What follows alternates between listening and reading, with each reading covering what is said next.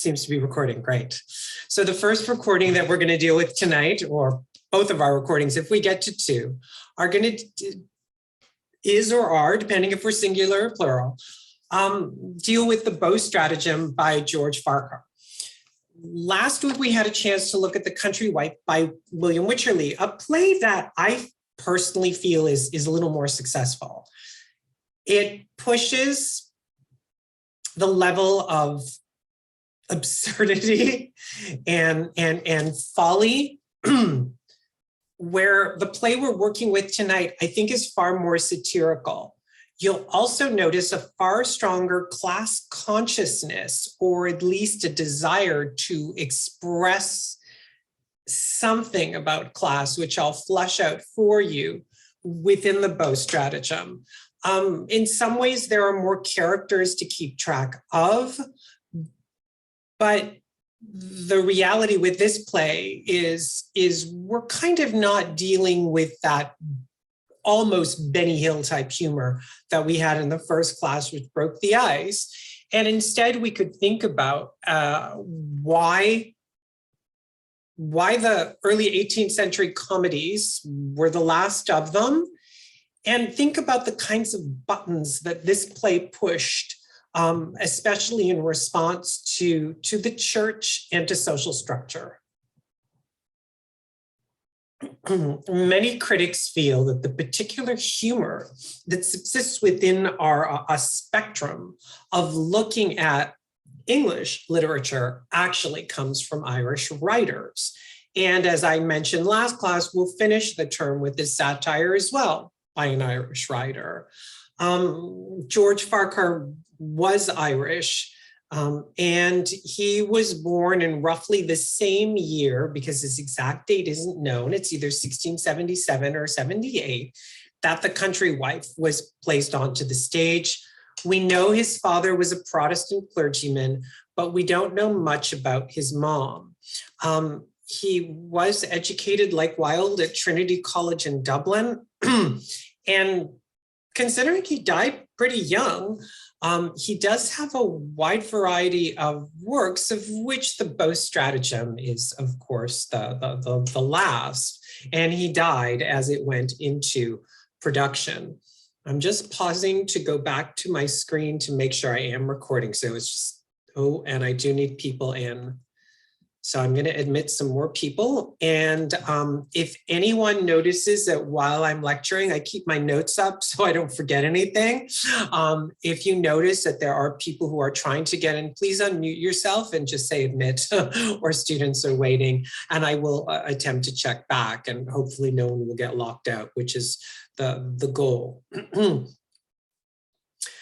Interestingly enough, when we think about restoration in 18th century figures, and I think because unlike Shakespeare, who preceded them rather obviously and had a huge corpus, not so much is known. And especially in the case with Farquhar, he's understood as a bit of a mystery.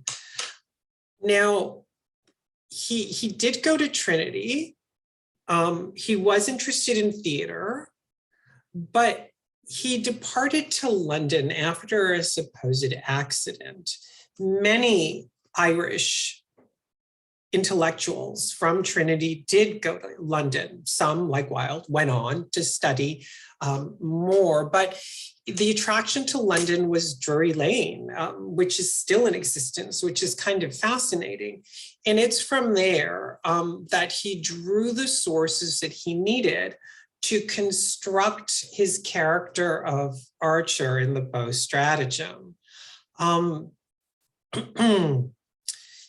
He did dabble in other forms of writing, but I think when we think about Farquhar, we most definitely think about restoration and early 18th century drama. There's a very large book, well, largish, on Farquhar, and it's from 1967, but it does have a 1990 introduction. The author's family name is Rothstein. So if you find that you'd like to know more about him, this is kind of the go-to book. He was married. when we think about the mysterious writers, we often don't have a whole lot to share with our students. We don't know enough about them, unlike other writers. And you'll notice the more we move forward with this course, especially by the time we get to Mary Shelley, there's so much information that we'll be able to paint a very, very clear picture of who's writing. So what's important with the case of Farquhar is we're working with an intellectual, someone who left Ireland for London, a common motif in the survey of British literature, which especially this term will randomly include both Scottish and Irish writers, so i.e. Writers who came from the British Isles. They didn't necessarily come from England. The synopsis, or the basic synopsis of this play, is that it takes place at an inn, Boniface's Inn. You can think about the use of French with the characters' names, and of course, much like our first play, but with less alarming double entendres. Boniface, right? Nice face. When we think about an inn, I want you to think about, we'll have to kind of time machine ourselves a bit. Think about a public house. And I don't know if you all use that term. It certainly wasn't in existence when I was young, but I use it because I find it very funny. And I have a friend who, before the Omicron broke out, he's in Hudson and it was his birthday, and he invited people he knew to a pub. And I would, of course, joke with him. And I said, Jesse, you're going to a public house. So the question of a pub or a public house was not a place for reputable people. Moreover, it most certainly wasn't a place for reputable women. If you need to get a visual, I'm trying to draw upon popular culture, you can think about the 2017 film Wonder Woman, where Steve takes Diana to a pub to meet the I forget his name, the Scottish marksman. And you'll notice that pub was set a little bit of rock and roll to it. And the women who were there were a particular ilk. This would have worked the same way in the early 18th century. By and large, women before, I'd say before World War I. Some critics would coin it the Edwardian era, so as early as 1902. Generally, women who wore their hair down and went to pubs were I don't even think we can say prostitute anymore. I think that's on our no-no list. Were sex trade workers. I think that's the PC term, my friends. I know. But as a prof, I try and keep myself aware. So when we think about inns, I want you to think about the ironic structure that exists within this play as well. And you might ask yourself, okay, we've got a mix of two sets of characters here. We definitely have our rough characters who plan the thievery, who basically just want to rob and pillage and presumably seduce. Sure, they would be in the inn. But we might ask ourselves what other characters might or might not do there. So the beaux that we meet, and beau is taken from the French, meaning attractive, of Jack Archer and Tom Amewell, they're penniless, right? So the hilarious setup of the play is that unlike a eunuch who's disguising himself to seduce married women, we've got these men who think they're all that in a bag of chips. It's important to put that out there, who are in search of wealthy women to marry. So the thievery is only part of it. Remember as well that prior to, I think it's as late as the Second World War, it's for sure the First World War in England, that when a man married a woman, everything she had became his. If these concepts or the notion of social convention, gendered spaces, and sexism prior to the women's lib movement seem obtuse to you, I urge you to watch Downton Abbey, and you'll be able to see how this directly affects the three leading female characters who are roughly your ages. So we need to really wrap our heads around this. Example, if I were a young woman and I was a viscountess and I sat on a fortune, if I met some petty thief like Archer or Aimwell, the second I'd marry him, everything I'd own would become his. Think about what happens when literature exposes this. And these are some of the questions that aren't necessarily answered. Is the sexism of the time endorsed via the storyline? Or does the author expose the problems with gendered spaces in society? This is an open-ended question, so there are no guarantees to correct or incorrect answers.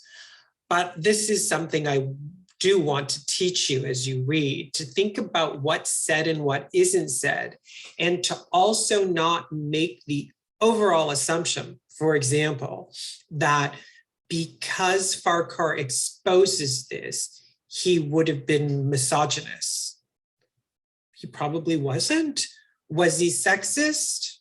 Maybe a little bit. Was he overly sexist for men during this period of time? Probably not.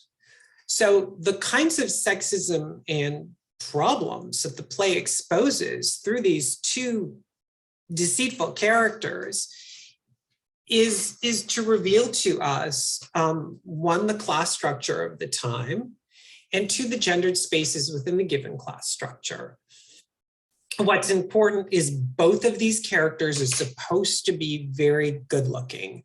So they're supposed to have their looks. And this is supposed to work as a way to ensnare the women in question.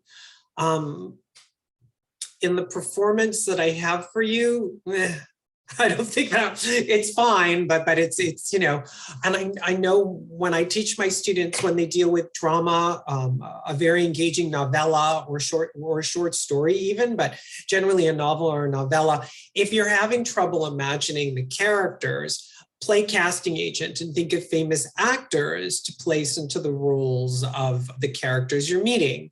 And this generally helps for sure. It helps us imagine and envision what we're reading in a more contemporary way. So the goal is to win, right? To win a rich wife.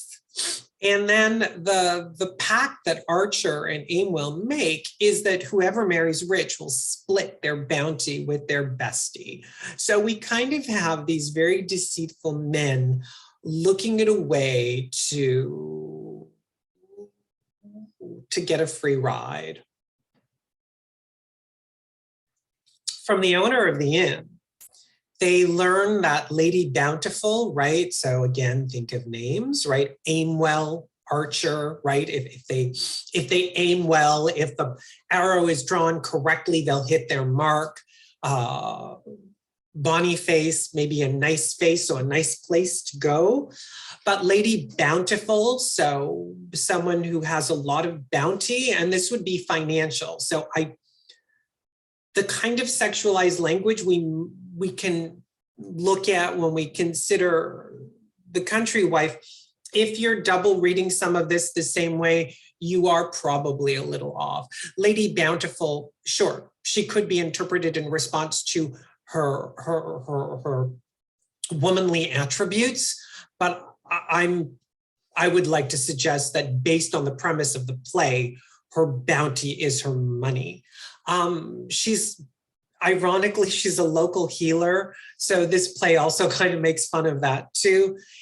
She has a beautiful daughter named Dorinda, and Dorinda's important because she has a large dowry. So both these women would thus seem very, very attractive in response to what Aimwell and Archer set out.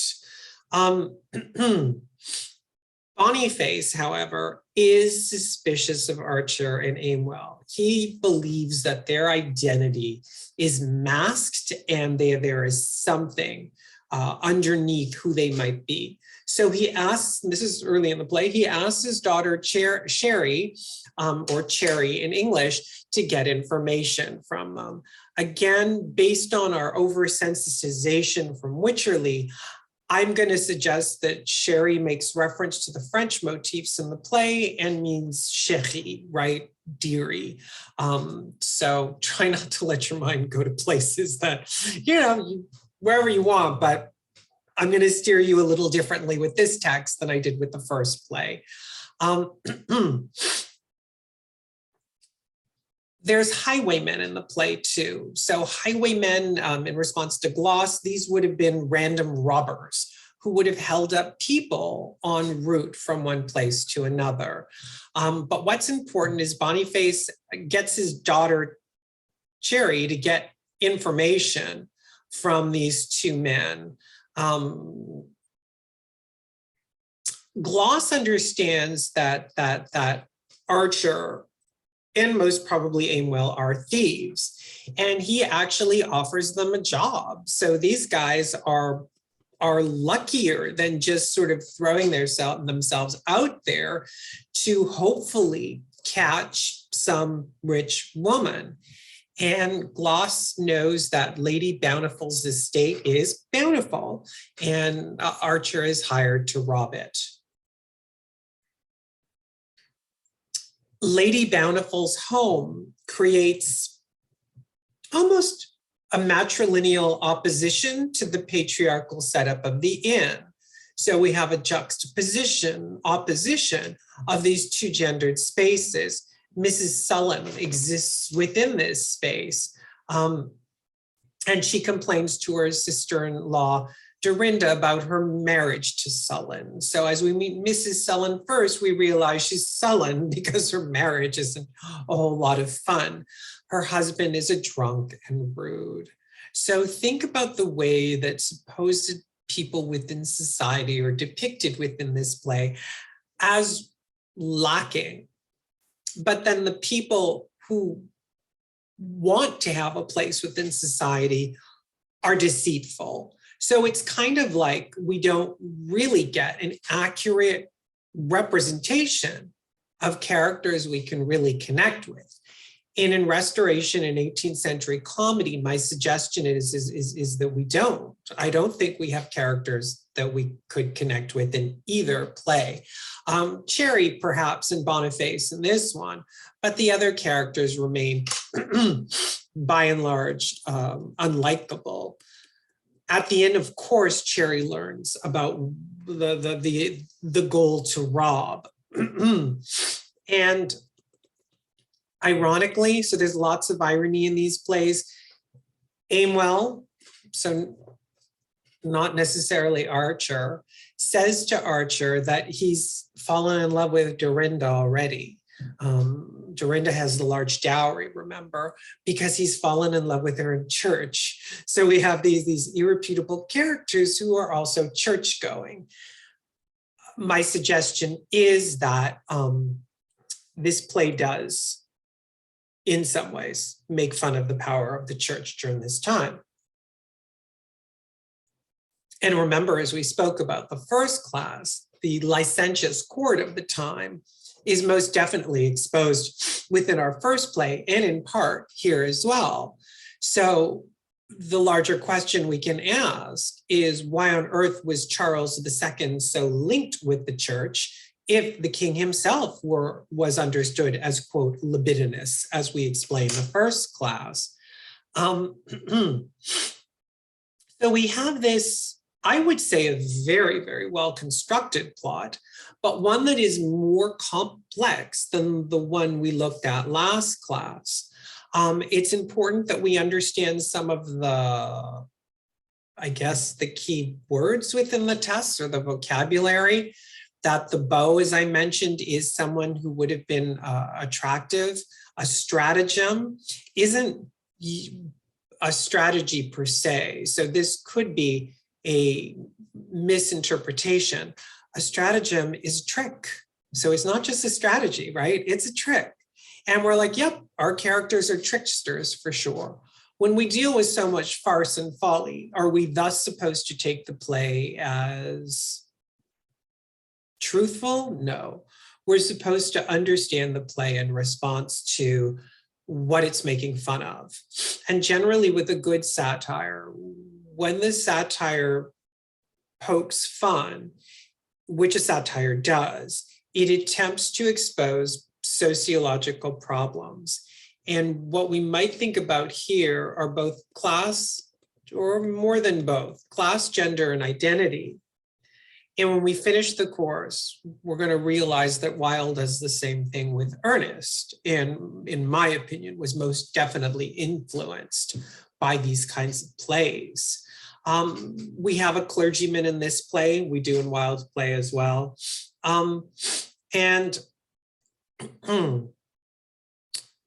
His goal is, of course, to take care of Lady Bountiful, who has fallen ill. In other words, if she's ill, she might not be able to watch herself. Archer declares his love for Mrs. Sullen.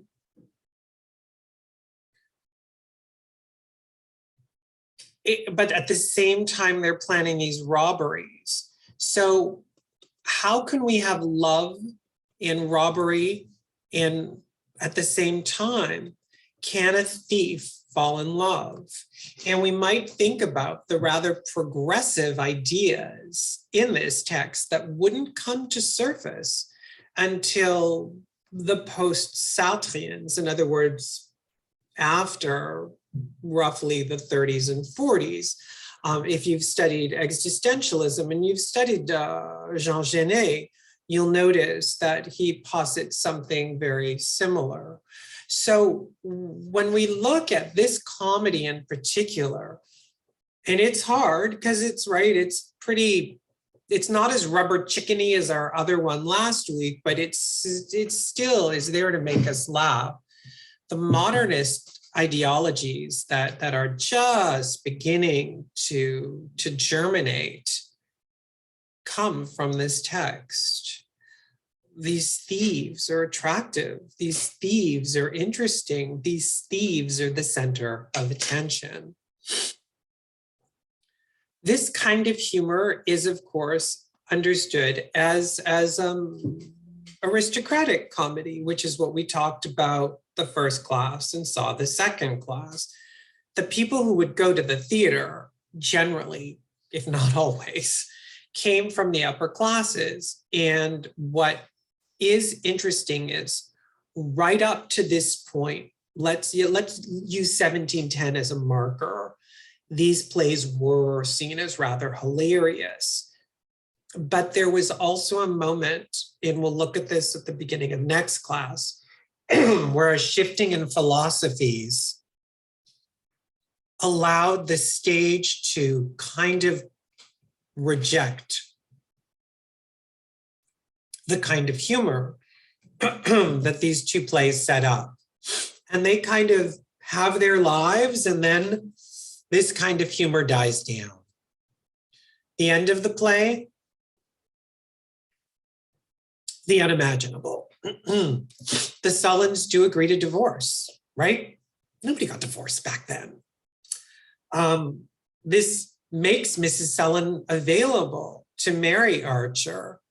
And upon Cherry's request, her father's forgiven for his crimes.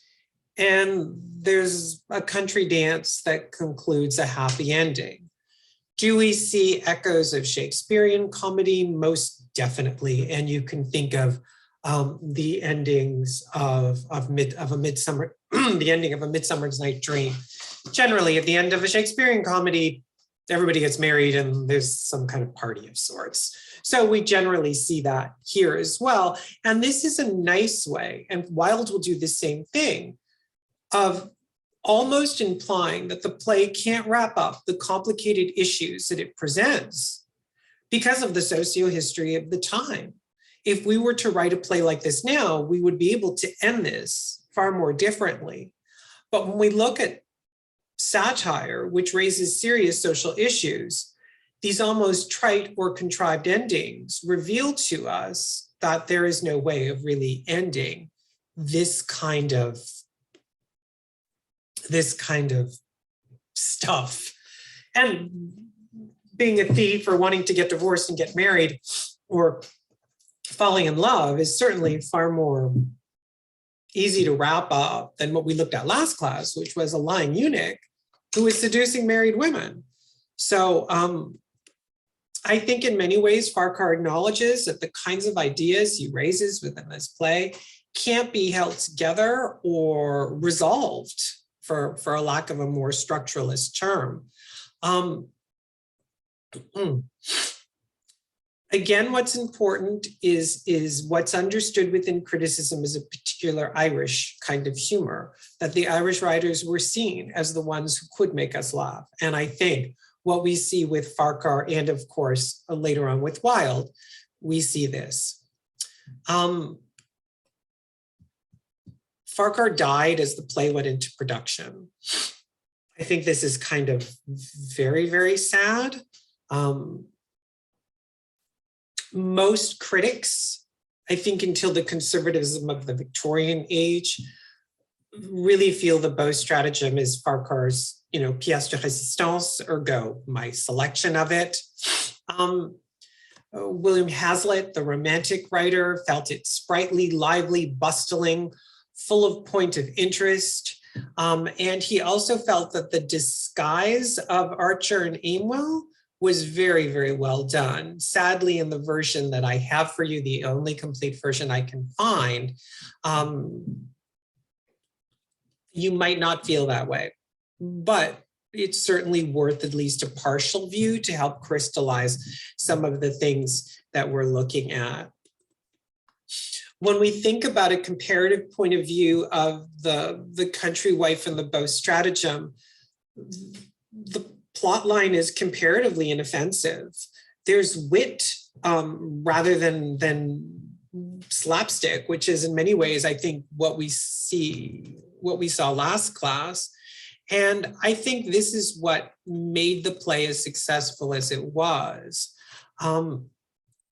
What we realize is there's a kind of roguery in its characterization, which we hadn't yet seen on the English stage. Well, we wouldn't have, as none of us would have been alive, that by making these posers, these good-looking posers, thieves, but also lovable, is a kind of new way of looking at stuff. And we can think about the surfacing of the bad boy in second half 20th century film, and the way this character really became rather likable and usable. And we see him in many shapes and formats. In fact, this bad boy permeates millennial cultural production too. And as a side remark, you could think about the current television series I still think it's on. It's dreadfully offensive, but Riverdale, where they basically take this sort of very clean comic and they, right? We all agree. I'm sure you've all seen at least one episode. It's not clean. I had a friend recommend it to me and we both stopped watching it. I said, these are actors who are the age of my students playing highly sexualized roles. I can't watch this. And after the first season, I think I watched part of the second one. I'm like, I don't want to go to these spaces. So the bad boy is still used. And I think in a lot of ways, Shakespeare doesn't set up a bad boy. I think this is really done in Farquhar's play. Shakespeare's villains are villains. His characters who are tragic are tragic. The bad boy is something different. And I give Farquhar the kind of the thumbs up for being able to begin this fascinating character. And you don't have to think about this as a sexist approach either.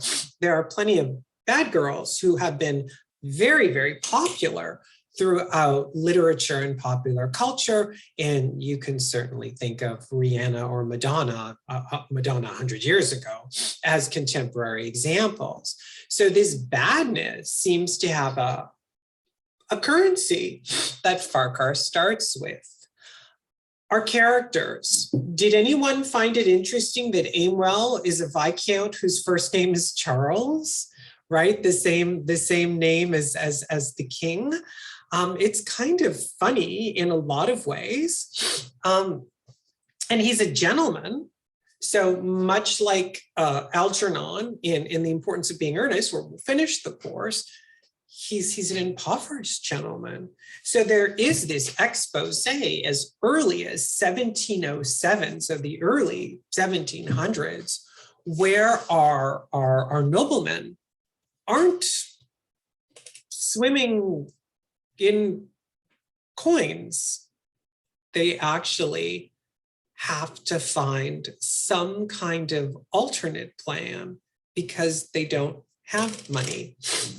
Aimwell and Archer, by and large, within the play, are much, and this is much like Mr. Horner, they are a source of perpetual amusement. So they are supposed to be like Bill and Ted, I guess. They are supposed to be like the kind of Chandler and Joey's, there we go, that we can notice these archetypes and the way they set themselves up in literature from a long time ago, and the way these characters become part of our everyday and part of the steadfast of the way that writers, whether it be for novels, drama, screenplays, or television, set up a kind of characterization that we understand and get. Archer is also out of funds. He's a squire. So we have a squire and a viscount who have nothing. And as mentioned earlier, they make sure to set themselves up so they can liberate themselves from the shackles of their poverty, but they do so licentiously.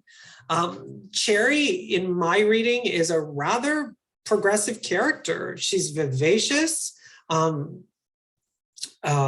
She knows all about the highwaymen's activities and what they do, and she spies on Aimwell and Archer. So I would suggest that Farquhar's response to gender is really enunciated through the progressive character Cherry.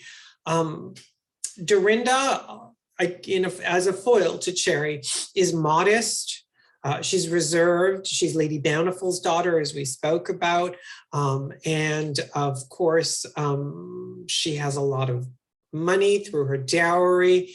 So this is obviously important to our thieves, but Aimwell does fall in love with her. So, right, every good character has to have a kind of weakest link.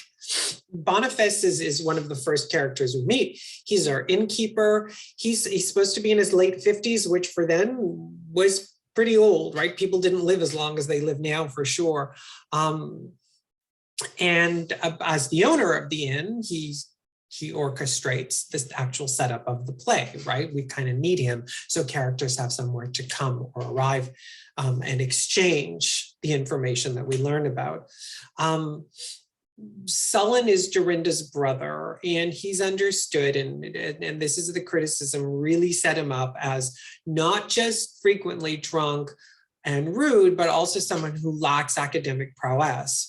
I think in some ways, within our own understanding, if he is portrayed incorrectly, he could be read as politically incorrect, right? All the other vices are fine, but we don't make fun of people who lack academic prowess. So there's some things we don't make fun of for good reason. Mrs. Sullen is his wife, and as their names reveal, she's very, very unhappy, and she's direct, right? She tells us she's unhappy right away. She is sarcastic, and I think in my reading, if we're going to use contemporary terms, she's kind of abusive in the way that she understands him. She's rather clever, as she rids herself of one husband and gets another, right? Something really not habitual for said period of time. Scrub is meant for comic relief. He's Sullen's crude comical servant. He knows all the secrets of the ladies, and thus he could prove rather resourceful to the beaux.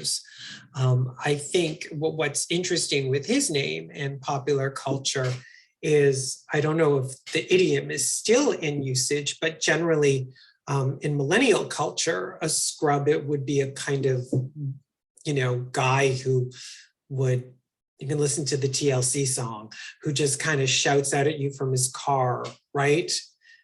Things he shouldn't really say. And even if he says nice stuff about you, the fact that you're being catcalled, even in a nice way, is not charmant, right? So I'm wondering if the current semi-current, probably now antiquated idiom for scrub could be traced back to this play. Lady Bountiful, I described already. And she's also supposed to be a likable character as well. There's Count Belair, who's our French officer, and this functions as a bit of, I guess, foreshadowing, as